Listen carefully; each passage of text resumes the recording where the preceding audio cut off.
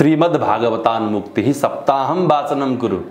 गोकर्ण तिम्रो दाई धुन्धुकारीलाई तार्नु छ भने, प्रेतत्वबाट मुक्त गर्नु छ भने चाहिँ श्रीमद्भागवत महापुराणले मात्रै मुक्ति सम्भव छ।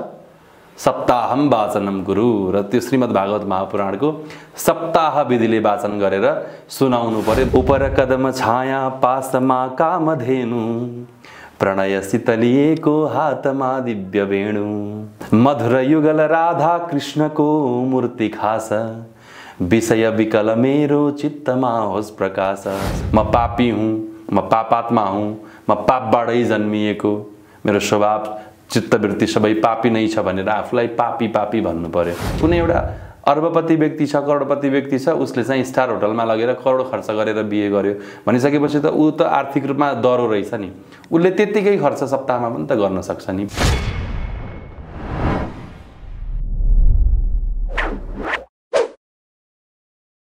भागवत महापुराणलाई नजिकबाट अध्ययन गर्ने एकजना विद्वान, भागवत वाचक, धर्मशास्त्रमा आचार्य गर्नुभएका, लामो समयदेखि धर्म, संस्कृति, संस्कार विभिन्न कुरामा अध्ययन गर्ने, रुचि राख्ने, ज्योतिष शास्त्रमा पनि रुचि राख्ने, धेरैवटा विषयमा उहाँलाई ज्ञान पनि छ र संस्कृतका धुरन्धर विद्वान चिरञ्जीवी ढकालसँग कुराकानी गर्दैछौँ। यहाँलाई कृष्ण भण्डारी शोमा हार्दिक स्वागत छ। राधे राधे। धर्मशास्त्र के हो? यसको बारेमा तपाईले छोटकरीमा केही भनिदिनु पर्यो। यस्तो छ, सामान्यतया धर्मशास्त्र दुईटा अलग अलग पद पदार्थ गरेर हेर्ने हो भने शासनात् त्रायते इति शास्त्र, जसले हामीलाई चाहिँ विभिन्न किसिमका नियमहरू अथवा चाहिँ विधि विधानहरू सिकाएर खराब कर्महरूबाट अथवा चाहिँ पापहरूबाट, दुष्कृतिबाट मुक्त गराउँछ। त्रायते अर्थात् मुक्त गराउँछ अथवा रक्षा गर्छ, त्यसलाई शास्त्र भनिन्छ। अब धर्मसँग सम्बन्धित कुराहरू जस्तै मानव धर्मका कुराहरू रहे अथवा हाम्रा कर्मकाण्डदेखि लिएर जति पनि काम्य कर्महरू, नित्य कर्महरू, नैमित्तिक कर्महरू छन्, आशौचदेखि लिएर प्रायश्चित थुप्रै विधि विधानहरू छन्। यिनीहरूमा चाहिँ एकरूपता ल्याउनका लागि ऋषिमुनिहरूले आफ्ना विभिन्न विचारहरू प्रस्तुत गर्नुभएको छ। तिनै विभिन्न शासनहरूको, विभिन्न ऋषिमुनिहरूको मत मतान्तरहरूको अथवा चाहिँ मतैक्य, यी सबै कुराहरूको एउटा सङ्गालो जसलाई हामी धर्मशास्त्र भन्छौँ। त्यही धर्मशास्त्रबाट नै हाम्रा कर्मकाण्ड, हाम्रो जीवन, हाम्रा धेरै कुराहरू निर्दिष्ट छन्। मेरो अध्ययन पनि त्यही विषयमा रह्यो। धर्मशास्त्र भनेको चाहिँ एक वाक्यमा भन्नुपर्दा हामीलाई विधि नियम सिकाउने, जीवन सरल बनाउन सिकाउने, पापाचार अथवा चाहिँ दुराचारबाट माथि उठाएर जीवन पद्धति सिकाउने एउटा बाटो भनौँ, ओए भनौँ त्यसलाई। त्योभित्र भागवतको कुराहरू पनि आउँछन्। जस्तो भागवत किन लगाइन्छ, सप्ताह किन हामीले गर्नुपर्छ, यहाँलाई के लाग्छ? यही प्रश्न छ। अब सप्ताह चाहिँ 7 दिन लगाइने भएको हुनाले भनेको दिन, 7 दिनसम्म लगाइने भएको भएर सप्ताह भयो। अब सप्ताह किन लगाइन्छ भन्ने प्रसङ्गमा चाहिँ श्रीमद्भागवत महापुराणको जुन महात्म्य छ, महात्म्यमै प्रसङ्ग आउँछ। सुतजीले प्रश्न गर्नुहुन्छ, के विशुद्ध्यन्ति वदन्तु मह्यं सप्ताह यज्ञेन कथामयेन। यो सप्ताह लगाउनाले कस्ता मान्छेहरू पवित्र हुन्छन् अथवा के हुन्छ, सप्ताह किन लाउने त भन्ने सुतजीको प्रश्नमा कुमारहरूले उत्तर दिँदै हुनुहुन्छ। ए मानवाः पापकृतस्तु सर्वदा सदा दुराचाररता विमार्गगाः क्रोधाग्निदग्धाः कुटिलाः सकामिनः सप्ताह यज्ञेन कलौ पुनन्ति ते। ए मानवाः सर्वदा पापकृतः, जो मान्छेहरूले सधैँभरि पाप गरे, सदा दुराचाररता विमार्गगाः, सधैँभरि बाटो बिराएर हिँडे, दुराचारी भए, क्रोधाग्नि दग्धाः, जहिले पनि अर्काको उन्नति प्रगति देखेर रिसमा मात्रै जलिराखे, कुटिलाः, खराब अथवा चाहिँ कुटिल बुद्धि गरेर हिँडे, कामिनः, अनावश्यक वासनाहरू लिएर पिल्सिराखे, त्यस्ता मान्छेहरू पनि सप्ताह यज्ञेन कलौ पुनन्ति ते। त्यस्ता मान्छेहरू पनि सप्ताहरूपी महायज्ञ, ज्ञान महायज्ञद्वारा कलियुगमा पवित्र हुन्छन् भन्ने प्रसङ्ग छ। त्यही भएर चाहिँ हामीले सप्ताह लगाइन्छ। हामी कोही हाम्रो नजिकको मातापिता अथवा कोही प्रियजन बित्दाखेरि वार्षिकीमा यो सप्ताह लगाउने चलन छ, यो परम्परा हो कि यो लगाउनै पर्छ कि यसको विषयमा हजुरले के ज्ञान राख्नु भएको छ? यस्तो हुन्छ कृष्णजी, अब श्राद्धमा चाहिँ खासमा अब हाम्रा केही धर्मशास्त्रमा विधि निर्देश गर्ने ग्रन्थहरू हेर्दाखेरि चाहिँ श्राद्धमा भागवत कथा लगाउने आदि इत्यादि प्रसङ्ग चाहिँ छैन। किनभने पुराण श्रवण चक्र जुराउनु पर्यो, कुन कुन महिनामा जुर्छ, कस्तो कस्तो मुहुर्तमा जुर्छ, नक्षत्रहरू सबै कुराहरू योग्य ज्योतिषीमा जानु पर्यो। यी सबै कुराहरू हेराउनको लागि चाहिँ एउटा राम्रो योग्य ज्योतिषीकोमा गएर पुराण श्रवण मुहुर्त जुराएर चाहिँ बल्ल सप्ताह लगाउने प्रसङ्ग छ। तर सप्ताह जुन लगाइन्छ श्रीमद् भागवत महापुराणको जुन महात्म्य छ त्यसको पञ्चम अध्यायको अन्त्यमा श्राद्धे प्रयुक्त पितृतृप्तिमा आवहेन नित्यम सुपाठाद अपुनर्भवम च यो प्रसङ्ग आउँछ। यो प्रमाण भएको हुनाले चाहिँ श्राद्धमा यदि कसैले के भनिएको हो मतलब श्राद्धे प्रयुक्त पितृतृप्तिमा आवहेन, यो जुन सप्ताह प्रसङ्ग छ श्रीमद् भागवत महापुराणको प्रसङ्ग छ, यो चाहिँ श्राद्धको दिनमा अथवा श्राद्धको तिथिमा चाहिँ पढियो भने श्राद्धे प्रयुक्त पितृतृप्तिमा आवहेत, श्राद्धको दिन पुराण गराइयो भने अथवा एकाहा सप्ताह केही त्यसरी गराइयो भने चाहिँ पितृहरू तृप्त हुन्छन् भन्ने एउटा श्लोक भेटिएको भएर चाहिँ एकाहा लगाउने अथवा तिथिमा लगाउने परम्परा त्यसरी चलेको यो एउटा प्रमाणले गर्दाखेरि खासमा चाहिँ पुराण सुन्नैको लागि चाहिँ सप्ताह गर्नको लागि चाहिँ पुराण श्रवण चक्र जुराउनै पर्छ। यो नजुराइकन हुँदैन। पुराण श्रवण चक्र नजुराइकन चाहिँ सप्ताह अथवा कुनै पनि पुराणहरू नसुन्ने परम्परा छ। नसुन्ने सुन्नु हुँदैन। चाहिँ पितृतरुण भनेर अथवा कुनै कामनाले लगाउँदा कि या जहिले लगाउँदा पनि जुराउनै पर्छ? जहिले लगाउँदा पनि यो चाहिँ जुराउनै पर्यो। हाम्रो परम्परामा चाहिँ श्राद्धको बेलामा एकाहाको रूपमा चाहिँ लगाइदिने, तर अरू बेलामा जब हामी सुन्छौँ त्यो बेलामा चाहिँ पुराण श्रवण चक्र जुराएरै गर्नुपर्छ। अब हिजो आज अस्तमा पनि चलिरहेको हुन्छ। अब यो त हाम्रो विकृति भनौँ अथवा उनीहरूको कुनै सम्प्रदायको केही आधार लिएर गरेका होलान्, आफ्नो ठाउँमा छ। तर जब हामी काम्य कर्म अथवा कुनै कामना राखेर पितृमुक्तिका लागि अथवा चाहिँ विभिन्न कामनाहरू राखेर पुराण सुन्छौँ त्यसको लागि चाहिँ पुराण श्रवण चक्र जुराउनै पर्छ।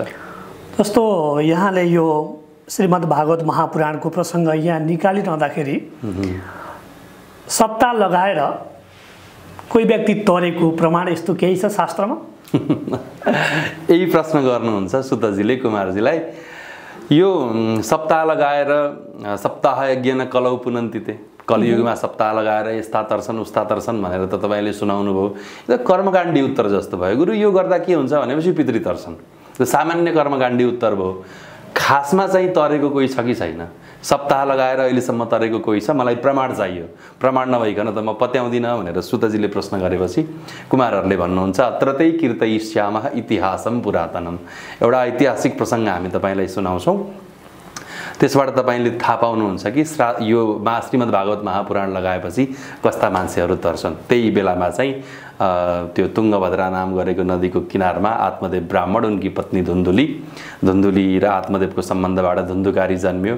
गोकर्णको प्रसङ्ग, आत्मदेव र धुन्धुलीको छोरा धुन्धुकारी भयो। अनि त्यहीँ त्यो सन्यासी एकजना साधु सन्त बाबाले दिएको फल खाएर गोकर्णको पनि गाईबाट गोकर्णको उत्पत्ति भयो भन्ने प्रसङ्ग आउँछ। गोकर्ण पण्डितो ज्ञानी धुन्धुकारी महाखल, गोकर्ण पण्डित भए, ज्ञानी भए, धुन्धुकारी एकदम दुष्ट भएर जन्मियो। अनि पछि चाहिँ उसले आफ्नै विभिन्न पाप कर्महरूद्वारा चाहिँ भयङ्कर प्रेतको योनिमा जन्म हुन पुग्यो। उसको चाहिँ तमोगुणी युक्त भयो, एकदमै तमोगुणी। उसले गर्नु नगर्नु जघन्य अपराधहरू गर्यो। आमालाई थर्काउने, गाली गर्ने, घरमा आगो लगाइदिने, यस्ता थुप्रै कर्महरू गर्यो। अनि आत्मदेव ब्राह्मण गोकर्णको उपदेश पाएर जङ्गलमा जानुभयो। धुन्धुली चाहिँ नदीमा इनारमा डुबेर मरिन्। अनि गोकर्ण तीर्थयात्रामा गइसकेपछि त उसले पञ्चपण्ड्य वधूकृत, पाँचवटी बेस्या लिएर आएर घरमा विभिन्न मोजमस्ती गरेर बस्यो। पछि बिस्तारै राजाको घरबाट चोरी गरेर लिएर आयो। अन्तिममा चाहिँ उसलाई बेस्याहरूले मिलेर पासेनबद्ध डोरीले बाँधेर अनि तप्ताङ्गार, मुखमा चाहिँ तातो अङ्गार हालिदिएर बडा विभत्स तरिकाले मारिसकेपछि उसले चाहिँ भूत प्रेत भनौँ न, प्रेतको योनि प्राप्त गर्यो। त्यसपछि चाहिँ दाइ मर्यो भन्ने सुनेर गोकर्णले त श्राद्ध पिण्ड तर्पण सम्पूर्ण अर्धेदै क्रियाहरू त गर्नुभयो तीर्थमा। अनि घर फर्केर आइसकेपछि त फेरि त्यही प्रेत देखिन्छ। कस्त्वम को औतिमी भनेर सोद्धाखेरि धुन्धुकारीले भन्छ अहम भ्राता त्वदीयोस्मि धुन्धुकारीति नामतः स्वकीयेनैव पापेन ब्रह्मत्वम नासितम मया। म तिम्रै दाई हुँ, मेरो नाम धुन्धुकारी, मैले आफ्नै पापहरूले गर्दाखेरि मेरो ब्रह्मत्व नाश गरेँ, अर्थात् मलाई ब्रह्म हत्या पनि मैमाथि छ। गोकर्णले भन्नुभयो दाई त मरिस भन्ने थाहा पाएर मैले सम्पूर्ण और्ध्वदेही क्रियाकर्म अथवा चाहिँ त्यो पुत्तल दाहदेखि लिएर सम्पूर्ण विधिहरू त मैले तीर्थमा गरिसकेँ, गयामा गएर पिण्डदान गर्दा पनि तेरो मुक्ति भएन त के गर्ने त? धुन्धुकारी मरेको कुरा चाहिँ गोकर्णलाई थाहा थिएन होइन? थाहा थियो त, धुन्धुकारी मरेको थाहा पाएर त गयामा श्राद्ध गरिदिनु भएको नि। गयामा श्राद्ध गरिदिनु भयो, पिण्डपान आदि सबै गर्नुभयो, गरिसकेपछि पनि धुन्धुकारी तरेन। अनि मैले त्यत्रो गयामा श्राद्ध गर्दा पनि म तरिन, मतलब गर्दाखेरि पनि त तरिन भन्छस् ताई भनिसकेपछि धुन्धुकारी आफैले भन्छ गया श्राद्ध सतेनापि मुक्तिर्मेन भविष्यति। गयामा एउटा मात्रै होइन भाइ, 100 वटा श्राद्ध गरे पनि म तर्दिनँ, म 1 नम्बरको प्रेत हुँ। म 100 वटा श्राद्ध गरे पनि त्यहाँ म तर्नेवाला छैन। मेरो लागि श्राद्ध पिण्डदान आदि भन्दा अरू नै कुनै विधान गर्नुपर्छ। यी सम्पूर्ण कुराहरू भइसकेपछि गोकर्णजीले सूर्यदेवबाट आदेश लिनुभयो अथवा सूर्यदेवलाई प्रश्न गर्नुभयो मेरो दाईको मुक्तिका लागि के उपाय छ। अनि सूर्यदेवले उपाय दिनुहुन्छ श्रीमद् भागवतान् मुक्ति सप्ताहम वाचनम कुरु। गोकर्ण तिम्रो दाई धुन्धुकारीलाई तार्नु छ भने, प्रेतत्वबाट मुक्त गर्नु छ भने चाहिँ श्रीमद् भागवत महापुराणले मात्रै मुक्ति सम्भव छ। सप्ताहम वाचनम गुरु र त्यो श्रीमद् भागवत महापुराणको सप्ताह विधिले वाचन गरेर सुनाउनु पर्यो, बल्ल तिम्रो दाई मुक्त हुन्छ। भव्य भागवत कथाको आयोजन गर्नुभयो, टाढा टाढाबाट मान्छेहरू पनि आए। एउटा 7 वटा आँखा भएको, यो भागवत कहाँ भएको हो, कुन ठाउँ हो अहिलेको परिवेशमा? भारतमै भनौँ न। 7 वटा आँखा भएको बास पनि स्थापना गरियो, धुन्धुकारी आएर त्यहीँ बस्यो। एवं सप्तदिनैश्चैव सप्तग्रन्थि विभेदनम, 7 दिनका कथाहरू सकिए, 7 वटा आँखाहरू पनि फुटेर गए। दिव्य रूपधरो जातः मुकुटी कुण्डलान्वितः। त्यो 7 दिनसम्म भागवत सुनेपछि धुन्धुकारी जस्तो महापापी पनि दिव्य रूपधरो जातः, दिव्य स्वरूप धारण गरेर मुकुट लगाएको, कुण्डलान्वित कुण्डल लगाएको, हेर्दै भगवान विष्णुको पार्षद जस्तो भएर आइपुग्यो। अनि उसले गोकर्णतिर हेरेर भागवततिर हेरेर प्रशंसा गर्छ धन्या भागवती वार्ता प्रेत पीडा विनाशिनी। श्रीमद् भागवत महापुराणलाई प्रणाम छ जसले म जस्तो प्रेतको पनि पीडा मुक्त गराइदियो। र भगवानका पार्षदहरूसँग विमानमा बसेर धुन्धुकारी वैकुण्ठ लोक गयो भन्ने प्रसङ्ग आउँछ। त्यसो हुनाले कृष्णजी धुन्धुकारी जस्तो प्रेत त तर्यो श्रीमद् भागवत महापुराण सुनेर भने अरू सामान्य पापीहरू तर्न केही गाह्रो छैन। सौनकादि ऋषिहरूको यही एन्सर छ सुतजीका लागि। श्रीमद् भागवत महापुराणमा हरि कीर्तन, नाम कीर्तनको एकदमै धेरै महत्त्व छ हैन? कलौ केशव कीर्तनात्। यो कीर्तन भन्नाले भजन मात्रै गर्ने हो कि बाधे बाधे जायते तत्त्वबोध भन्ने हो कि हामी दुईजना बिचको यो प्रसङ्ग पनि भजन हो कि यो के हो भजन? खासो छ। खासमा चाहिँ कीर्तन शब्दको ठ्याक्कै अर्थमा चाहिँ अब शास्त्रबाटै प्रमाण ल्याउँ। नाम संकीर्तनमस्य सर्वपाप प्रणाशनम, कसैलाई बारम्बार बोलाउनु कीर्तन, नाम संकीर्तनम, अथवा कुनै कुरालाई बारम्बार उच्चारण गरिरहनु त्यसलाई कीर्तन भनौँ। अब चाहिँ नाम संकीर्तनमस्य सर्वपाप प्रणाशनम स्पष्ट भनिदिएको छ। नाम जप, नाम गायन, नाम कीर्तन यसले चाहिँ सम्पूर्ण पापहरू नष्ट गर्छन्। त्यही भएर नाम संकीर्तनको परम्परा रह्यो। कलौ केशव कीर्तनात्, कलियुगमा चाहिँ मुक्तिको एउटा मात्रै उपाय छ भगवानको कीर्तन गर्नु। अब हाम्रो अहिले चाहिँ के भयो भने श्रीमद् भागवत महापुराणमा चाहिँ जहाँनिर पुराण भइरहेको हुन्छ तपाईँले देख्नुभयो भने 6 घण्टाको कथा हुन्छ। 6 घण्टाको सम्पूर्ण हुनुपर्ने कथामा चाहिँ उपवाचक 8 बजे आएर पाठ सुरु गर्छन्, कथावाचक 10 बजे 11 बजे आउने, अनि त्यसपछि 3 घण्टासम्म त भजन मात्रै गाउने। तलवार घुमायो, बहिनी काट्न कंसासुरले तलवार घुमायो, यस्ता एकदम भनौँ न बेकार किसिमका भजनहरू गाउने।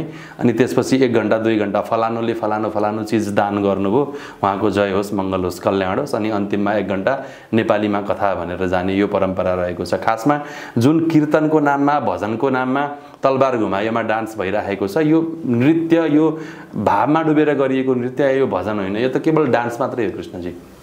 किनभने भगवान श्रीमद् भागवत महापुराणमा चाहिँ प्रसङ्ग आउँछ नि, यत्राग्रे भाववक्ता सरसरचनया व्यासपुत्रो बभूव।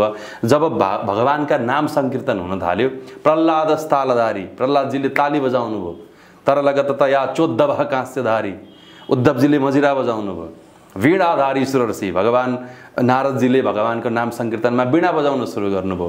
स्वर कुशलतया रागकर्ता अर्जुन हो। जब भगवानको भजन हुन थाल्यो, कीर्तन हुन थाल्यो, अर्जुनले रागमा गाउन थाले।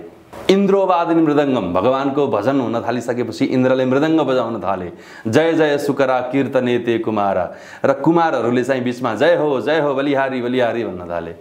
नाम संकीर्तनको कुरा छ। अब अहिले हाम्रो कहाँनिर आयो हाम्रा भजनहरू? तलवार घुमायो, बहिनी काट्न कंसासुरले तलवार घुमायो। हाम्रा कथावाचकहरूले, हिजो आजका कथावाचकहरूले यही भजन सुरु गर्नुहुन्छ। यताबाट त्यो 4-5 जना 6-7 जना हाम्रो जो सङ्गीतको टिम हुन्छ उनीहरूले अक्टोप्याड यताउति डडाङडुडुङ बजाइदिए, मान्छे नाचिरहेको छ। यो भजन हुन्छ कृष्णजी? कतै कहिलेकाहीँ नेपाली गीत पनि बजिरहेको हुन्छ। होइन, ठिक छ, भजन नेपालीमा गर्न पाइयो आफ्नो ठाउँमा, गीतै बजिरहेको हुन्छ। तर यस्ता भजनहरू गाइदिनु भएन कि? त्यसको एउटा इमेजिन गर्नुहोस् त। तलवार घुमायो, मान्छे नाचिरहेछ, भजन भइरहेछ। यो खास पुराण होइन होला नि त? यो त एउटा कुनै मन्दिरहरू बनाउन, स्कुल बनाउने, पैसा उठाउने। यो त भागवत बेचेरै खाएको अथवा यो त चन्दा सङ्कलन कार्य जस्तो मात्रै भयो कि। भागवतको जुन मूल धर्म के थियो? भागवतको मूल मर्म भनेको के? परीक्षितलाई जब श्राप पर्यो 7 दिनभित्र मर्नेछौ भनेर उनले आफ्नो सम्पूर्ण राजपाट छोडेर कुनै एउटा ऋषिकामा गएर उनले श्रीमद् भागवत महापुराण सुने, भगवानका चरित्रहरू सुने, 7 दिनमा मुक्त भए। मुक्तिको ग्रन्थ हो, वैरागीको ग्रन्थ हो, भक्तिको ग्रन्थ हो। हामीले कहाँ प्रयोग गर्यौं? त्यो सबैभन्दा माथिल्लो चेतनाको हो। बस हामीले कहाँ गर्यौं? चन्दा उठाउनको लागि। अब भागवतलाई प्रयोग गरेर मन्दिर बन्छ, स्कुल बन्छ, त्यो नराम्रो होइन, त्यहाँसम्म नजाउँ हामी, नराम्रो नभनौँ। कुनै एउटा सामाजिक सेवामूलक काम भइरहेको छ, तर भागवतै बेच्दिनु त भएन नि। भजनमा मेरो आपत्ति त्यहीँनिर हो कृष्णजी। इमेजिन गर्नुहोस् न, भर्खरै देवकी र वसुदेवको विवाह भयो, आकाशबाट आकाशवाणी भयो, यो देवकीबाट जन्मिएको तेरो 8औं गर्भले तेरो विनाश गर्नेछ भनेर। भर्खरै जुन बहिनीलाई कंसासुरले अन्माएर पठाएको छ त्यही बहिनीलाई चाहिँ काट्छु भनेर तलवार घुमाएको प्रसङ्ग छ। भर्खर विवाह भएको प्रसङ्ग छ, भर्खर अन्मिएकी चेली। अब एउटा नवविवाहिता महिलाको, स्त्रीको मनमा अनेक थरी सपनाहरू हुन्छन्, पहिलो रात अथवा आगामी जीवनहरू, यी सबै कुराहरूलाई लिएर त्यहीँनिर आकाशवाणी भएको छ। अनि भर्खर आफैले अन्माएकी बहिनीलाई चाहिँ काट्नको लागि कंसले आफ्नो तलवार घुमाएको छ। वसुदेवले हात जोडी जोडी बिन्ती गरे, दाइ भर्खरै तपाईँले अन्माउनु भएको बहिनी नमार्नुस्, मार्नु हुँदैन, आफ्नी बहिनी त मार्नु भएन नि। जुन जुन बच्चाहरू जन्मिन्छन् सबै ल्याएर हजुरलाई म टक्र्याउँछु, त्यसपछि त त्यो उसैलाई जे गर्ने गर्नुहोस्। त्यो पीडाको अवस्था छ। दाइले मार्न आँटेको छ, बहिनी रोएर बेहाल छ, अनि हामी त्यसैमा भजन भनेर गाउँछौँ, नाच्छौँ। बहिनी काट्न कंसासुरले तलवार घुमाए, हामी देवकीको पीडामा नाचिरहेका छौँ कि हिजो आजको भजनमा। यो के सब कीर्तन होइन, यो त बिल्कुल विकृति हो। कीर्तन चाहिँ खास के हो त? नाम संकीर्तन, केवल नाम संकीर्तन। राम राम श्री कृष्ण गोविन्द हरे मुरारे, हे नाथ नारायण वासुदेव, थुप्रै नामहरू छन्। भगवानका नाम संकीर्तन गर्ने, भगवानका दिव्य लीलाहरूलाई स्मरण गर्ने, जुनसुकै नाम लिए पनि हुन्छ, फरक पर्दैन। नाम लिए पनि नाम संकीर्तनम यस्य सर्व पाप प्रणाशनम। आफ्नो इष्टदेवको जुनसुकै नाम पनि लिन पाइयो। तर विशेष गरी अब हामी श्रीमद् भागवत महापुराणको प्रसङ्ग चलिरहेको हुनाले कृष्णको नाम, भगवान विष्णुको नाम, पुण्य मङ्गल भवन मङ्गलहारी, यी नामहरू लिनु पर्यो। भजनका नाममा, कीर्तनका नाममा जे पाए त्यही गाउनु चाहिँ भएन। अब यो प्रसङ्ग चलिरहेको छ, एकदमै मलाई मनमा एकदमै खुल्दुली लागेको कुरा चाहिँ कृष्ण भगवान कस्तो हुनुहुन्थ्यो होला, उहाँको स्वरूप कस्तो थियो होला, उहाँ कति हामीले देख्दा कति मोहित हुन्थ्यौँ होला, कस्तो हुनुहुन्थ्यो होला? कृष्णजी श्रीमद् भागवत गीतामा कृष्णजी स्वयं भन्नुहुन्छ, नहि सक्नु सीमाम द्रष्टुम अनेनैव स्वचक्षुषा दिव्यम ददामि ते चक्षु पश्चिमे योगमैश्वरम। यी नर्मल चर्मचक्षुले तिमीले मलाई देख्न सक्दैनौ अर्जुन, म तिमीलाई दिव्य दृष्टि दिन्छु, त्यसपछि मात्रै तिमीले मलाई हेर्न सक्छौ। भनेपछि भगवानलाई देख्नको लागि त दिव्य दृष्टि नै चाहिँदो रहेछ। मसँग त्यो सौभाग्य त छैन दिव्य दृष्टि। तैपनि पुराणहरूमा बताइएको प्रसङ्ग अनुसार चाहिँ तपाईँ आँखा चिम्म गर्नुहोस्, त्यसपछि एउटा यस्तो व्यक्ति, एउटा यस्तो सुन्दर स्वरूपको तपाईँ ध्यान गर्नुहोस् जसका विशेषणहरू म तपाईँलाई बताउँदै जान्छु। कस्तूरी तिलकम ललाटपटले वक्षस्थले कौस्तुभम। एउटा यस्तो व्यक्ति या स्वरूप जसको ललाटपटले कस्तूरी तिलकम, जसको निधारमा कस्तुरीको तिलक लगाइएको छ। वक्षस्थले कौस्तुभम, अनि छातीमा अथवा वक्षस्थलमा कौस्तुभ नाम गरेको मोतीको मणिको माला छ। नासाग्रे वरमौक्तिकम, अनि नाकमा, नाकको टुप्पोमा अथवा चिउडमा भन्ने पनि प्रसङ्ग छ कतिपय अवस्थामा चाहिँ, त्यहाँ पनि मोती झल्किएको छ। वेणु करतले वेणु करे, करतले वेणु, जसको हातमा दिव्य वेणु बाँसुरी बजिरहेको छ। करे कङ्कडम, जसको हातमा चाहिँ दिव्य बालाहरू छन्। सर्वाङ्गे हरिचन्दनम सुललितम, र शिरदेखि पाउसम्म सम्पूर्ण अङ्गहरूमा हरिचन्दन नाम गरेको एकदम मगमग बास्ना आउने सुगन्धित चन्दन दलिएको छ। सर्वाङ्गे हरिचन्दनम सुललितम कण्ठे च मुक्तावली, अनि गलामा चाहिँ मोतीको माला लगाउनु भएको छ, मोतीको माला धारण गरेको छ। गोपस्त्री परिवेष्टितो, अनि आफ्ना ग्वाला बाला गोपिनीहरूसँग घेरिएको। गोपस्त्री परिवेष्टितो विजयते, गोपाल चूडामणि, एउटा गोपाल स्वरूपको गोठालो अवस्थाको भगवान श्रीकृष्ण। यिनै स्वरूपहरूमा हामीले भगवान श्रीकृष्णलाई देख्न सक्छौँ। या भगवान श्रीकृष्णको स्वरूप चाहिँ यस्तो छ। कोहीले यसरी देखे, अब त्यही भगवान श्रीकृष्णलाई को बाल स्वरूपमा चाहिँ कतिपयले फेरि करार विन्देन पदार विन्दम, एउटा यस्तो स्वरूपको तपाईँ ध्यान गर्नु, जो बटस्य पत्रस्य पुटेश यानम, बरको पातहरू जोडेर बनाइएको एउटा भाँडो छ अथवा कि एउटा पात्र छ, त्यसमा सुतिराख्नु भएको छ बाल स्वरूप भगवान श्रीकृष्ण, जसको करार विन्देन पदार विन्दम, आफ्ना फूल जस्ता हातहरूले, फूल जस्ता आफ्ना पाउहरूलाई फूल जस्तो मुखमा, मुखार विन्दे विनिवेशयन्तम, आफ्नो फूल जस्ता हातहरूले फूल जस्ता पाउहरूलाई फूल जस्तो मुखमा भित्र पसाइराख्नु भएको छ। बालम मुकुन्दम मनसा स्मरामी, बाल मुकुन्दको स्वरूप त्यस्तो छ भगवान श्रीकृष्ण। तपाईँले जस्तो स्वरूपले, हामीले जस्तो स्वरूपले दर्शन गर्न चाह्यो, भगवान श्रीकृष्ण त्यस्तै हुनुहुन्छ। कृष्णको चरित्र गीतामा एउटा प्रसङ्ग आउँछ, भागवतमा अर्को प्रसङ्ग आउँछ। यो खास अलिकति यसको केही कुराहरू भनिदिनु छ। श्रीमद् भगवत गीतामा भगवान जो हुनुहुन्छ द्वारिकाधीश भएर आउनुभएको छ, श्रीकृष्णको सारथी बनेर आउनुभएको छ। त्यो उमेर अवस्थाको अथवा प्रौढ अवस्थाको श्रीकृष्ण भएर आउनुभएको छ। अनि श्रीमद् भागवत महापुराणमा जुन अवस्थाको भगवान श्रीकृष्णको व्याख्या गरिएको छ, त्यो बाल लीलाको प्रसङ्ग हो। त्यो भगवान श्रीकृष्ण गोकुलमा हुने बेलासम्म, वृन्दावन मथुरामा हुने बेलासम्मको भगवान श्रीकृष्णको चरित्र, प्रायःजसो चरित्र हामीले श्रीमद् भागवत महापुराणमा भेट्छौँ। अनि जब भगवान श्रीकृष्णले अक्षौहिणी सेनाको अगाडि 5 पाण्डवहरूलाई विजय दिलाउनु भयो सारथी बनेर, त्यो भगवान श्रीकृष्ण चाहिँ गीताको भगवान श्रीकृष्ण हुनुहुन्छ। कृष्ण एउटै हो।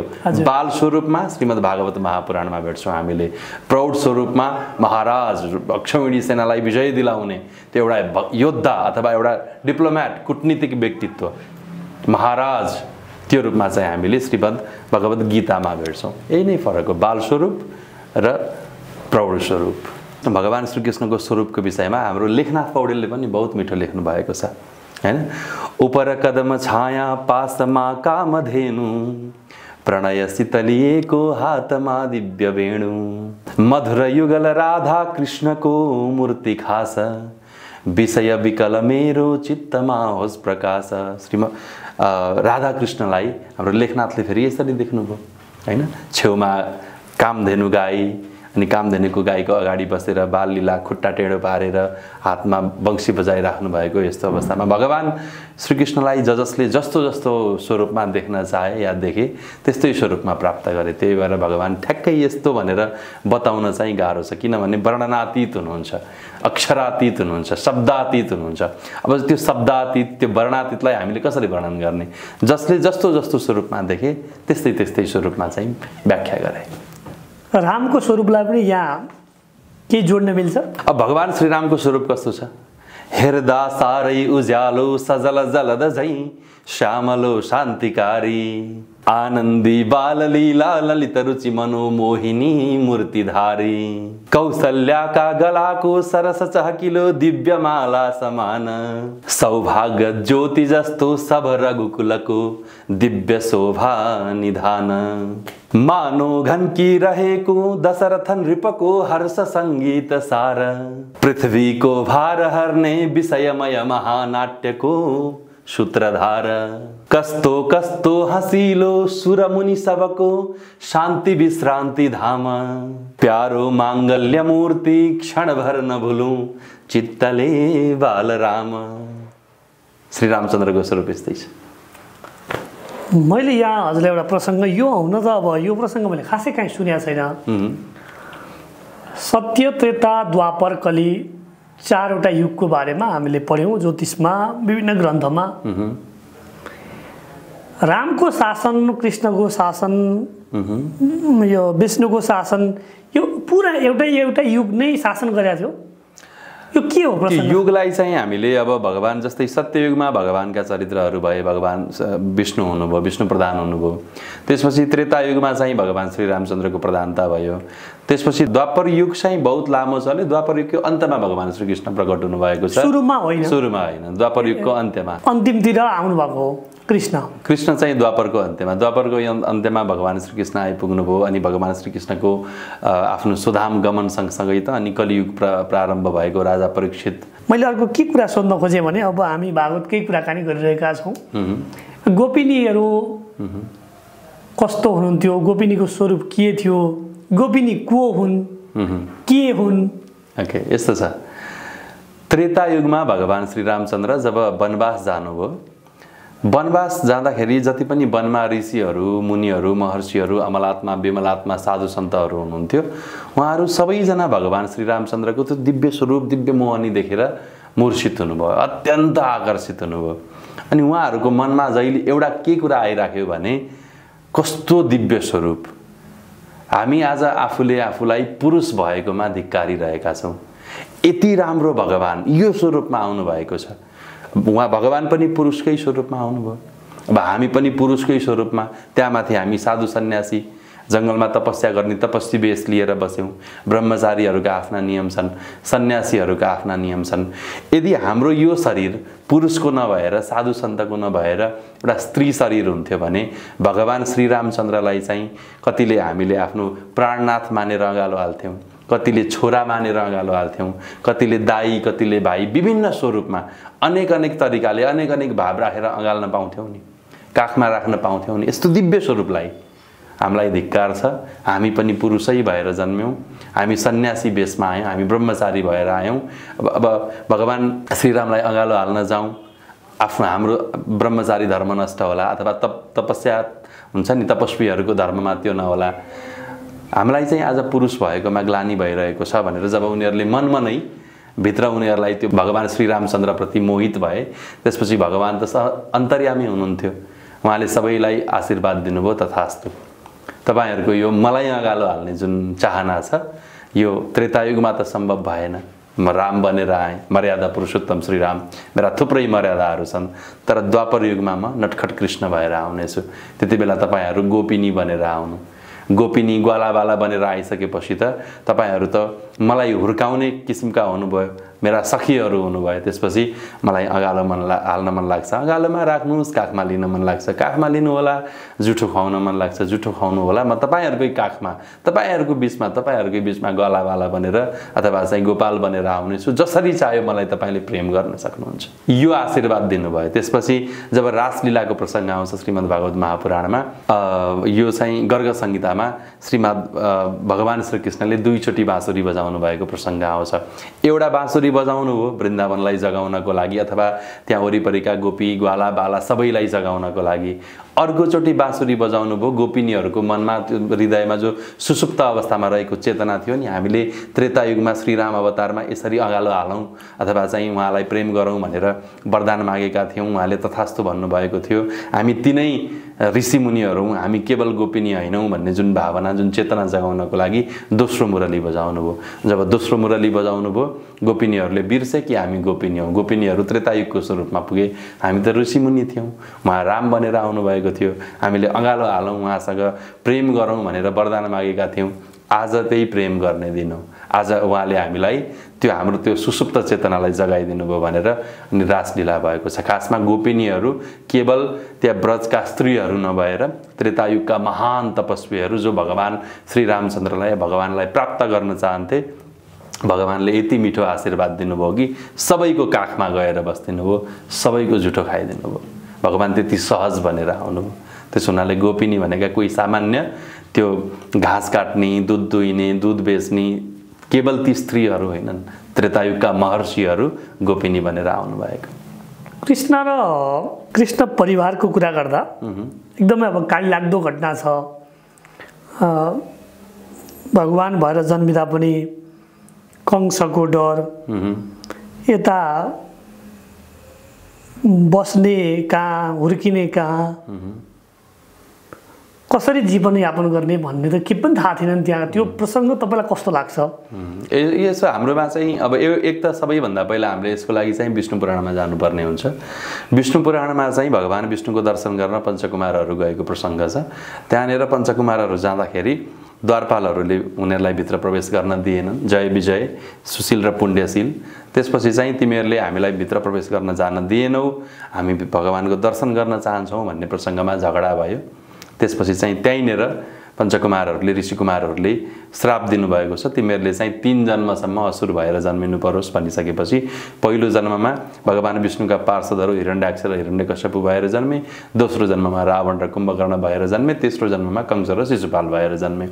तिनीहरूकै मुक्तिका लागि भगवान् स्वयं भगवान् विष्णु कहिले कुन अवतारमा कहिले कुन अवतारमा कहिले कुन अवतारमा आउनुभयो भनिसकेपछि जति पनि लीलाहरू भएका छन् भगवान्ले लीलैको लागि लीला ताण्डव पण्डित, लीला रूपी ताण्डव गर्नका लागि कुशल हुने अर्थमा भगवान्लाई लीला ताण्डव पण्डित भनिन्छ। गर्न आउनु भएको चाहिँ सम्पूर्ण लीलाहरू नै हो। तर यस्तो तरिकाले प्रस्तुत गरिदिनु भयो कि हामीले नै भगवान् लीला गर्न आउनु भएको हो भन्ने बिर्सेर मान्छेको स्वरूपमा देख्न थाल्यौँ कि कारागारमा जन्मिनु भयो, बस्ने ठेगाना छैन, फेरि उहाँ गएर गोकुलमा जानु पर्यो, त्यसपछि फेरि वृन्दावन मथुरा, त्यसपछि फेरि उमेर अवस्था भइसकेपछि फेरि उत्तर प्रदेशको मथुरा वृन्दावन छोडेर अहिलेको गुजरातको द्वारिका, त्यो पनि भेड द्वारिका समुद्र अरब सागरको बिचमा गएर राज्य बसाउनु। भगवान् श्रीकृष्णको यात्रा बडा सङ्घर्षमय, जीवन सङ्घर्षमय देखिन्छ। फेरि कंसले फेरि रणछोड भनौँ न, त्यो जरासन्धसँग भाग्नुपर्ने अथवा यी प्रसङ्गहरू, मुचुकुन्दका प्रसङ्गहरू, थुप्रै प्रसङ्गहरू छन् नि। सबै भएकाहरू लीलाहरू गर्न आउनुभएको। हामीलाई चाहिँ हामीले भगवान् श्रीकृष्णलाई केवल हाम्रो सन्तान जस्तो सानो बच्चो देखेर यो बच्चोले कसरी गर्यो होला यो सोच्छौँ, हाम्रो प्रेम अगाध हुन्छ। तर भगवान्प्रति जुन वात्सल्य भावको प्रेम छ त्यतिले मात्रै पुग्दैन। भगवान्को त लीलाहरू दिव्य लीला गर्न आउनुभएको, लीला गर्दै हुनुहुन्छ अपरम्पार। अब हामीले त्यो वर्णन गरी साध्य नै छैन। मलाई सबैभन्दा मन छोएको प्रसङ्ग चाहिँ विराट रूपको दर्शन भन्छ। यो के हो यो खास? अर्जुनले चाहिँ श्रीमद् भगवत गीता जहाँनिर हामीले गीता भनेर पढ्छौँ र श्रीमद् यो महाभारतको प्रसङ्ग जब युद्ध भइरहेको थियो, अर्जुन निकै दोधारमा परे, गर्ने के नगर्ने के, आफ्नैहरूसँग युद्ध गरेर स्वजनम हि कथम हत्वा सुखिन श्याम माधव, आफ्नैहरूलाई मारेर कसरी सुखी हुने आदि इत्यादि कुराहरू गर्दै जाँदाखेरि विभिन्न ज्ञान योग, भक्ति योग, सम्पूर्ण लगभग 18 अध्यायमा 18 विभिन्न अलग अलग योगहरू गर्नुभयो। त्यति बेला चाहिँ भगवान् श्रीकृष्णले आफ्नो स्वरूप बताउनु भएको छ। विराट योग अथवा चाहिँ त्यो विश्वरूप दर्शन आदि इत्यादि सबै कुराहरू जे छन् नि सबै भगवान्ले आफ्नो महत्ता देखाउनु भएको। मेरो उचाइ कति छ, मेरो गहिराई कति छ, मेरो फैलावट कति छ, सबै कुराहरू भगवान्ले जब देखाउनु भयो, अर्जुनले सम्पूर्ण सृष्टिमा नै भगवान्लाई देखे। भगवान्मै सम्पूर्ण सृष्टि देखिसकेपछि एकमात्र आखिर श्रीकृष्ण रहेछ एक, यो भावना राखेर चाहिँ अर्जुन आफ्नो कर्ममा प्रवृत्त भए। जति पनि कुराहरू, जति पनि श्रीमद् भगवत महापुराणदेखि लिएर अथवा चाहिँ जो अर्जुनसँग या विराट स्वरूपका विश्वरूप दर्शनका प्रसङ्गहरू आउँछन्, यिनीहरू चाहिँ अर्जुनलाई कर्ममा प्रवृत्त गराउनका लागि विभिन्न स्वरूपहरूको दर्शन गराउनु भएको। वेदको प्रसङ्गमा जाउँ। अब हामी यहाँ कर्मकाण्डको कुरा पनि आउँछ। हामी कहिले सत्यनारायणको पूजा, कहिले ग्रह शान्ति, कहिले महामृत्युञ्जयको पूजा, होइन, कहिले विभिन्न खालका तपहरू गर्छौँ। यसको यो कर्मकाण्डको प्रभाव चाहिँ हाम्रो मानव जीवनमा कहाँ पुग्नसम्मको लागि यो बाटो हो? कर्मकाण्ड चाहिँ भर्याङ हो। कर्मकाण्ड भनेको पहिलो स्टेप हो। सबै मान्छेहरूलाई त हामीले चाहिँ ब्रह्म भनेर बुझ्दैनन्। सबै मान्छेहरूले होइन, पढेकै मान्छेहरूलाई पनि ब्रह्मको सत्ता या ब्रह्मको स्वरूप स्वीकार गर्नको लागि या चिन्नको लागि पहिचान गर्न बहुत गाह्रो कुरा हुन्छ। त्यही भएर कुनै ठाउँमा पुग्नु छ भने, तपाईँलाई 10औं तलामा पुग्नु छ भने पहिलो यात्रा त पहिलो तलाबाटै गर्नु पर्यो, लिफ्ट त पहिलो तलाबाटै चढ्नु पर्यो अथवा ग्राउन्ड फ्लोरबाट चढ्नु पर्यो। कर्मकाण्ड भनेको चाहिँ सबैभन्दा बेसिक स्टेप हो। भगवान् पहिला तपाईँलाई कर्मकाण्डमा चाहिँ भगवान्को सगुण स्वरूपसम्म तपाईँलाई पुर्याइदिन्छ।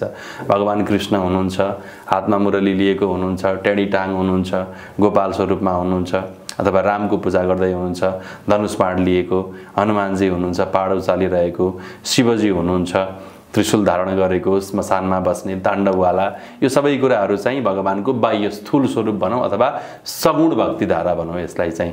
यी सबै कुराहरूबाट बिस्तार बिस्तार बिस्तार बिस्तार चाहिँ निर्गुण भक्तिधारातिर लिएर गइन्छ।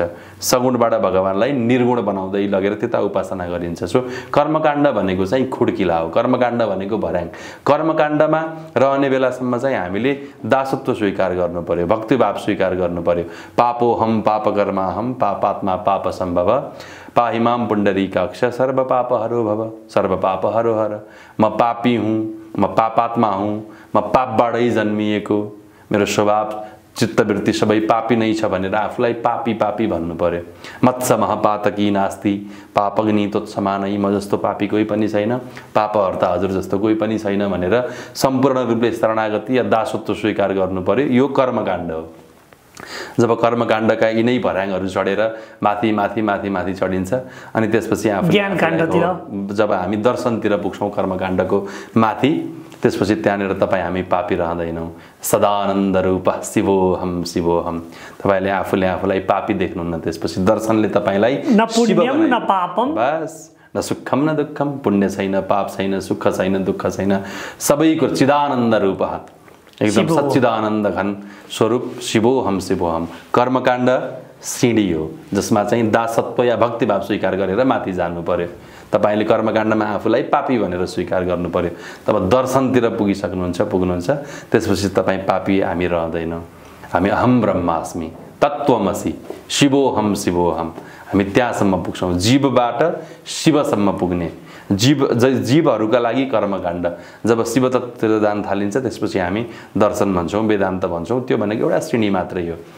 जब जीवको आफ्नै स्वरूप थाहा नभएसम्म हामी शिवतिर कसरी जाने? मृण्मयबाट चिन्मय हुने जुन प्रक्रिया छ त्यो कर्मकाण्डबाटै भएर जान्छ। तर केवल कर्मकाण्डमा अल्झ्यौँ भने चाहिँ कर्मकाण्डमै अल्झिराख्यौँ, जीव नै भइराख्यौँ, मृण्मय नै भइराख्यौँ।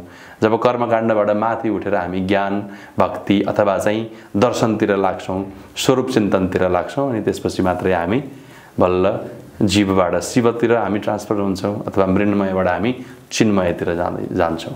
जस्तो कि गुरु अब श्रीमद् भागवत महापुराण लगाउनलाई नै एकदमै गाह्रो छ। अनि पण्डितहरू कोही कपाल पालेको, कोही धेरै दक्षिणा माग्ने होला या कसैले के भन्ने होला। तर श्रीमद् भागवत महापुराण भन्ने व्यक्ति या गुरु कस्तो हुनुपर्छ? कपाल पालेर अथवा कपाल काटेर भन्नुपर्छ कि पालेरै भन्न मिल्छ कि, या सन्यासी जोगी हुनुपर्छ कि, या साधु हुनुपर्छ कि, या कस्तो व्यक्तिले चाहिँ भागवत भन्न मिल्छ? अब वक्ता कस्तो हुनुपर्छ भन्ने प्रसङ्गमा चाहिँ श्रीमद् भागवत महापुराणको महात्म्यमै स्पष्ट निर्देशन छ। सबैभन्दा पहिला त कपालको कुरा गरिहाल्नुभयो। श्रीमद् भागवत महापुराण भन्ने जो व्यक्ति हुन्छ वाचक, उसले चाहिँ वक्त्राक्षौरम प्रकर्तव्यम, भागवत वाचन गर्ने मान्छे मूल वक्ताले चाहिँ कपाल मुण्डन गर्नै पर्छ। यो एउटा नियम छ। अब यसमा अरू प्रसङ्गहरू पनि आउँछन्। सुखदेव त अवधूत वेश हुनुहुन्थ्यो, उहाँले जहाँ पनि भागवतको कथा गर्दै हिँड्नुहुन्थ्यो होला, भागवत चरित्र गाउँदै हिँड्नुहुन्थ्यो होला, सबै ठाउँमा त मुण्डन सम्भव थिएन होला, एक्सक्युजहरू आउँछन् विभिन्न। तर जब भागवत सप्ताह आयोजना गरिन्छ त्यसको वक्ताले चाहिँ मुण्डन गर्नुपर्छ भन्ने स्पष्ट निर्देशन भागवतमै छ, महात्म्यमा छ। त्यसो हुनाले मुण्डन त अनिवार्य भइहाल्यो। मुण्डन नगरेसम्म कथाहरू गर्न हामीलाई गुरुहरूले चाहिँ गर्न दिनु हुँदैन थियो। त्यही भएर अहिले सुन्नेले पनि दिनादरबाग दिनत रहे। त्यो भागवत सुन्नेले पनि ऊ त व्रतमा छ नि त, एउटा कुनै गर्दैछ, उसले अनुष्ठान गर्दैछ। हरेक अनुष्ठान गर्नुभन्दा अगाडि त उसले पनि त मुण्डन गरेको राम्रो हैन? यो भइहाल्यो, एउटा चाहिँ भागवत वाचकको कुरा भइहाल्यो। अब अर्को कस्तो चाहिँ हुनुपर्छ त वाचकको स्वरूप अथवा कस्तो मान्छेलाई वक्ता बनाउने, भागवत वाचक बनाउने, यसमा चाहिँ अर्को पनि श्लोक प्रमाण छ। विरक्तो वैष्णवो विप्रो वेद शास्त्र विशुद्धिकृत। सबैभन्दा पहिला त विरक्त हुनु पर्यो। अब हिजो आज हामी पारिवारिक व्यक्तिहरू साह्रै विरक्तै त हुन सक्दैनौँ, तैपनि अति अनुरागी पनि हुनु भएन कुनै पनि कुरामा। वैष्णव, अब वैष्णव शब्दले चाहिँ वैष्णव सम्प्रदायकोबाट दीक्षित शङ्ख चक्राङ्कित हो या भगवान विष्णुलाई, भगवान विष्णुको अर्चक याजक, भगवान विष्णुको हुन्छ नि पूजक हो भन्ने कुरा चाहिँ बुझ्नु जरुरी छ। कतिपय अर्थमा वैष्णव साम्प्रदायिक नै भन्छन्, तर सम्प्रदाय त पछि सुरु भएका हुन्। भगवानका जुन दिव्य चरित्रहरू भए यिनीहरू त सम्प्रदाय सुरु हुनुभन्दा नै अगाडिका चरित्र हुन्। त्यही भएर भगवान् विष्णुमा अगाध आस्था भएको वैष्णव, विष्णुप्रति श्रद्धावान व्यक्ति हुनु पर्यो, विप्र ब्राह्मण हुनु पर्यो हैन। यो श्रीमद् भागवत महापुराण कथा भन्नको लागि चाहिँ वेद शास्त्र विशुद्धिकृत, राम्रोसँग वेद पढेको हुनु पर्यो, शास्त्रहरू पढेको पनि हुनु पर्यो। दृष्टान्त कुशलः, अनेक थरी दृष्टान्त उदाहरणहरू दिएर सम्झाउन सक्ने पनि हुनु पर्यो। धैर्यवान पनि हुनु पर्यो। बिहानको सत्र हुन्छ, सायं सत्र हुन्छ, बिहान 4 घण्टा बेलुका 4 घण्टा कथा भन्नु पर्यो भने त 4-4 घण्टासम्म मूल पाठ गर्नु पर्यो, संस्कृतमा श्लोकहरू उच्चारण गर्नु पर्यो, अनुवाद गरेर सुनाउनु पर्यो, बीच-बीचमा नाम संकीर्तन गर्नु पर्यो। थुप्रै कुराहरू छन् नि। धैर्यवान पनि हुनु पर्यो। वक्ता कार्योति निष्प्रिय, र यस्तो मान्छेलाई चाहिँ वक्ता बनाउनु पर्यो। अति निष्प्रिय, निकै धेरै चाहनाहरू इच्छाहरू नभएको शान्त स्वभावको मान्छेलाई चाहिँ वक्ता बनाउनु पर्यो। वक्ताका भागवत वाचन गर्ने पण्डितका अथवा चाहिँ कथावाचक व्यासका नियमहरू चाहिँ यिनै भए। अब यिनै नियमहरूमा बाँधिएर कथा गर्नुपर्ने। अब हिजो आज तपाईँ देखिहाल्नु भएको छ, सबभन्दा पहिला त दक्षिणाकै कुराहरू आउँछन्। अब हुन चाहिँ श्रीमद् भागवत महापुराण लगाउँदाखेरि खर्च कति हुन्छ त भन्ने विषयमा स्पष्ट छ। विवाहे यादृशम वित्तम तादृशम परिकल्पयेत्। हामीले सामान्यतया छोराछोरीको विवाहमा जति खर्च गर्छौँ या जति खर्च छुट्याउँछौँ सप्ताहमा त्यति नै खर्च हुन्छ। किनभने मान्छेहरू बोलाउनु पर्यो, भोजन भण्डाराका कुराहरू भए, दान दक्षिणाका कुरा भए, अनि त्यसपछि चाहिँ अब पण्डितजीलाई पनि पत्रम पुष्पम केही दिनु पर्यो। अब हिजो आज नाम संकीर्तनका लागि अथवा भजनमा पनि केही, अब अहिले जस्तो 7-8 जना 9-10 जना टोली नभए पनि कम्तीमा नाम संकीर्तन गर्ने केही रसिकहरू हुन्छन्, उनीहरूलाई पनि दिनु पर्यो हैन। त्यसपछि चाहिँ आचार्य हुन्छ, गणेश हुन्छ, सबैलाई केही न केही दक्षिणा दिएर सन्तुष्ट बनाउनु पर्यो। सबै व्यक्तिहरू, अब सन्यासीलाई नै बोलाएर अथवा विरक्त नै आएर सुखदेव जस्तै अब धूत वेश आएर त गर्न गाह्रो छ। मैले अहिले भएको तत्कालीन परिदृश्य जुन देखिया छ, अहिले त 5 स्टार होटलमा बिहे हुन्छ, बिहेमा खर्च हुन्छ 1 करोड 2 करोड, सक्नेले 5 करोड खर्च गरेर देखिया छ हैन। तर पण्डितजीलाई दक्षिणा दिने भनेको 2025 हो, त्यसमा पनि अमिलो अनुहार लगाएर। अब यो कुरा यहाँनिर दुईटा कुरा मिसियो। एउटा त विवाहको खर्चको कुरा, यो श्रीमद् भागवतले जति हुन्छ भागवत लाउँदा त्यति हुन्छ भनेको छ। भागवत त गुरु एकजना बसेर यसो पाठ गरिदिनु न, अब यहाँ कहाँ त्यत्रो पैसा छ भागवत लगाउने भन्ने एउटा आम मानिसहरूको यसो राय बुझ्दा। अर्को छोराछोरीको बिहेमा 1 करोड 2 करोड त खर्च नर्मल देखिरहेको छ। 5 स्टार होटल यसो, यो त अब आधुनिकताले गर्दाखेरि विभिन्न ठाउँहरूमा गएर स्टार होटलहरूको उनीहरूको आफ्नै चार्ज हुन्छ, होटलहरूको रेट होला के होला हैन, त्यो अनुसार विवाह महँगो हुँदै गएको। तर सामान्यतया एउटा मध्यमवर्गीयको व्यक्तिले जस्तै भोजन हजुरले चाहिँ जन्तीहरूलाई आफ्नै घरमा गराए पनि त हुन्छ नि। हामी त गाउँमा गएर बारीमै बसेर भोजन गरेका व्यक्ति हौँ, त्यो पनि बिहे नै थियो। सम्बन्ध त त्यहाँ पनि बहुत राम्रो थियो, सन्तान उत्पादन पनि भए, बुढाबुढीको सम्बन्ध राम्रै थियो। स्टार होटलमा गएर अब भनौँ न 2000 2500 4000 5000 रुपियाँ पर्ने थालीको भोजन गराएर पनि आखिर बिहे त बिहे नै हो।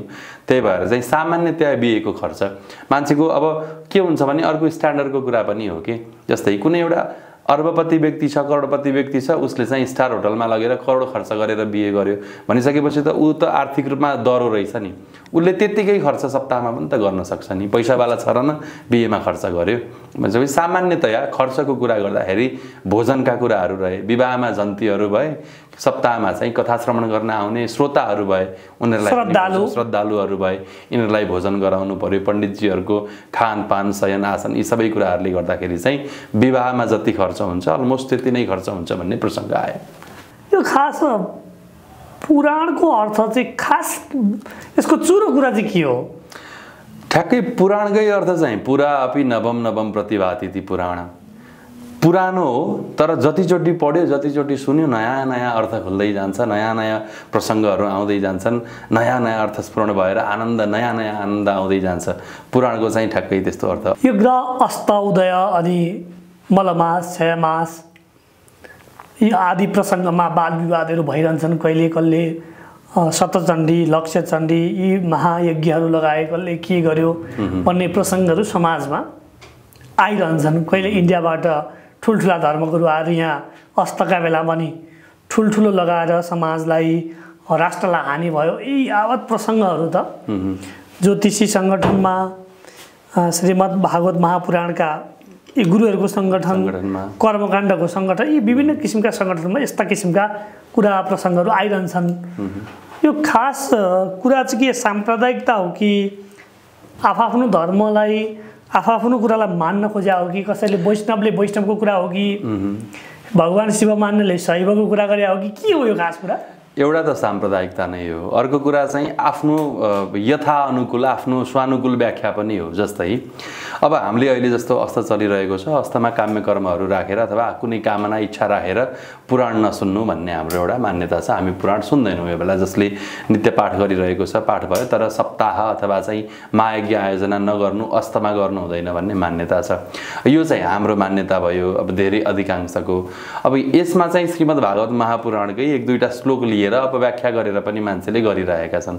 अब श्लोक आउँछ सदा सेव्या सदा सेव्या सदा भागवती कथा। भागवती कथा श्रीमद् भागवतको जुन कथा छ यो त सदा सेव्या, त जहिले पनि यसको त सेवन गर्न हुन्छ अथवा सुन्न जहिले पनि हुन्छ भनिसकेपछि त जब सदा सेव्या भनेको छ हामी मलमास किन मान्ने अथवा हामी चाहिँ अस्त किन मान्ने, यो पनि एउटा व्याख्या गर्छन् मान्छेले। यसरी आफ्ना अनुकूल व्याख्या गरेर विभिन्न कुराहरू चाहिँ गर्छन्।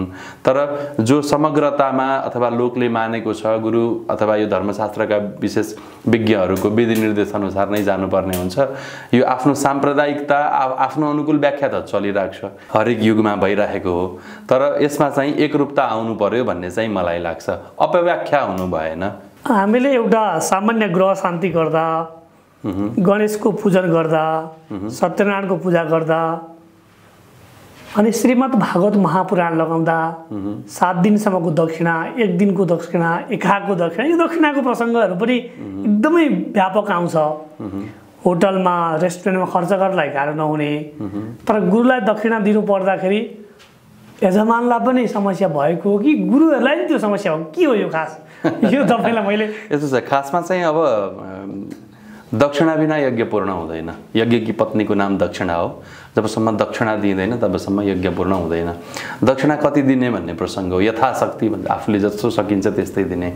तैपनि अझ त्यसलाई चाहिँ एक्सप्लेन गर्दाखेरि चाहिँ सक्ने राजा महाराजाहरूले चाहिँ सुन दिने, नभए चाँदी दिने, नभए प्रचलित द्रव्य दिने, नभए चाहिँ लोष्ठम माटो भए पनि दक्षिणाको रूपमा दिने भन्ने प्रसङ्ग हो। दक्षिणा दिनुपर्छ यथाशक्य। फेरि दक्षिणा केवल ब्राह्मणलाई मात्रै दिइँदैन, कन्याकुमारीलाई पनि दिइन्छ, दीनानाथेभ्यश्च दीननाथहरूलाई पनि दिइन्छ। त्यही भएर दक्षिणा केवल बाहुनको हकको कुरा होइन, र मान्छेले विवेक चाहिँ प्रयोग गर्नु पर्यो, कति दक्षिणा दिने, कसरी दिने, कुन किसिमको महायज्ञ भएको छ भनेर, अथवा चाहिँ कुन किसिमको यज्ञ गरेको छु भनेर। अब सप्ताहमा कति दक्षिणा लिने भन्ने कुरा हो भने चाहिँ जस्तो मैले यही जोडे, हजुर जस्तो हजुरले पुराण भन्नुभयो भने दक्षिणा तोक्नुहुन्छ है तोक्नुहुन्न? यस्तो छ, एक त दक्षिणा चाहिँ तोकिँदैन। अब तर सामान्य के हुन्छ भने एउटा भावना चाहिँ आउँछ, भगवानको सेवा हो, भगवानको उ गर्दाखेरि चाहिँ सेवा गर्दा कथा भन्दाखेरि चाहिँ कारिता कर्णलोभेन कथासारस्तत्वगत भागवतमै प्रसङ्ग आउँछ। पैसाको लोभका लागि कसैले भागवत भन्दै हिँड्छ भने चाहिँ कथाको सारै जान्छ अथवा गइरहेको छ भन्ने प्रसङ्ग आउँछ। त्यो भएर दक्षिणा यति नै हुनुपर्छ भनेर मैले चाहिँ सप्ताहको दक्षिणा तोकेको छैन। तैपनि एउटा सामान्य एक्सपेक्टेसन या इच्छा के रहन्छ भनेदेखि मेरो पनि आम्दानीको भनौँ न भगवानको सेवा त भइ नै हाल्यो, गृहस्थी मान्छे हौँ, परिवार चलाउनुपर्छ, त्यो भएर सामान्यतया पारिवारिक हिसाबले अथवा यथाशक्ति कर्ताको आफ्नो शक्ति अनुसारको दक्षिणाको एक्सपेक्टेसन चाहिँ हुन्छ। तर मेरो यति नै हुनुपर्छ, मलाई यति हुनुपर्छ, उपवाचकलाई यति हुनुपर्छ, सुनको औँठी हुनुपर्छ, सैयादानमा यो हुनुपर्छ, अनि चाहिँ गुरुआमालाई चाहिँ यो चाँदीको सुनको तिलरी, यो डिमान्ड चाहिँ मैले अहिलेसम्म गरेको छैन। यथाशक्ति म भक्तिभावले भगवानको सेवा गर्नको लागि कथा गर्छु, त्यो बापत चाहिँ मैले कथा गरिरहँदा मेरो परिवार चलाउनको लागि यजमानले प्रेमले जति दक्षिणा दिनुहुन्छ युग सुहाउँदो त्यति नै लिने गरेको छु मैले। भागवतले चाहिँ ठ्याक्कै यति नै दक्षिणा गर्नुपर्छ भनेर तोकेको छैन। भागवतमा चाहिँ यति नै दक्षिणा हुनुपर्छ भन्ने प्रसङ्ग चाहिँ छैन, तर सम्पूर्ण दक्षिणाकै प्रसङ्गमा चाहिँ यथाशक्ति जति सकिन्छ त्यति, थोरै पैसा हुनेले थोरै सक्छ, अथाह पैसा हुनेले अथाह दिन सक्छ। त्यो भएर चाहिँ यथाशक्ति जति सकिन्छ त्यति, यति उति भनेर तोकिएको चाहिँ छैन। त्यो भएर मैले भागवतको कथा गर्दाखेरि यति दक्षिणा दिनुपर्छ भनेर डिमान्ड चाहिँ गर्दिनँ। बस प्रेमले भक्तिभावले बोलाउनुहोस् कृष्णजी, तपाईँको घरमा आएर म निशुल्क कथा गरिदिउँला। यो अवसर फेरि पनि पाऊँ।